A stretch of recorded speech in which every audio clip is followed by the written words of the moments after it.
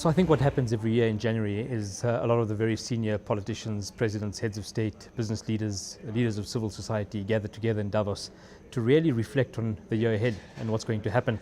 And the thematic for this year is quite interesting. It's around responsible leadership in a very volatile economic environment. But I think it's got to be coupled with a volatile economic but also a political environment. We're entering into a period of what I'd call significant turbulence. We're in this space as a global economy, understanding and appreciative of the fact that things aren't ideal in the global economy, but we're not entirely sure where this is going to play out. And I'll argue 3 or 4 things that I think give credence to that.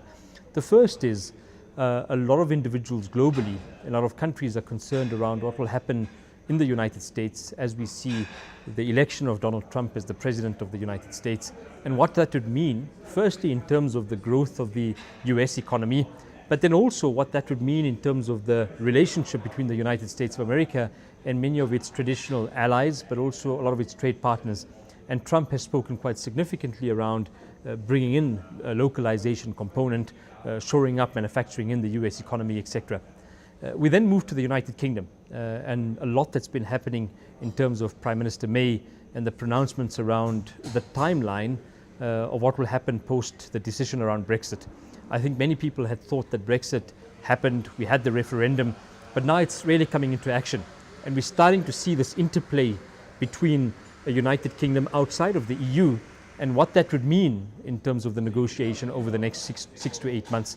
That could have significant implications, both for the region but also globally. It means that the UK would have to start looking at its relationships with partners like South Africa, etc. The third is the announcements and the address by the Chinese head of state. And that was interesting because it's the first time that the Chinese head of state, I think for a long period of time, spoke about China's relationship within the more broader global economy. And he spoke quite extensively around a globalized economy. And then perhaps closer to home, and South Africa, our delegation was led by Deputy President Cyril Ramaphosa. He spoke quite extensively around Team South Africa. And I think we've constantly spoken about Team South Africa, but there's lots of concern around what this year will mean for South Africa, and it's going to be a turbulent year. Turbulent, yes, because of the economic environment, but more because of what's happening within the ANC and the fact that in 12 months' time we'll have the election of the ANC president. For a long period of time, people have spoken about this election of the ANC president in isolation to the broader country perspective. But now I think all South Africans have realized that the election in 2017 is to a certain extent the election of the president in 2019. So the next 12 months in South Africa are going to be turbulent politically. We're going to see a lot of jostling for position. It's early days in terms of who the potential candidates are. There are many names being thrown around.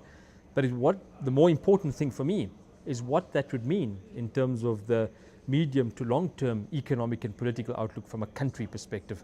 And so we're starting to see this Davos coming into play with a very uncertain economic environment, with lots of concerns in terms of the political volatility, both in developed and emerging markets, but then also in terms of what that would mean in terms of the stability of governance.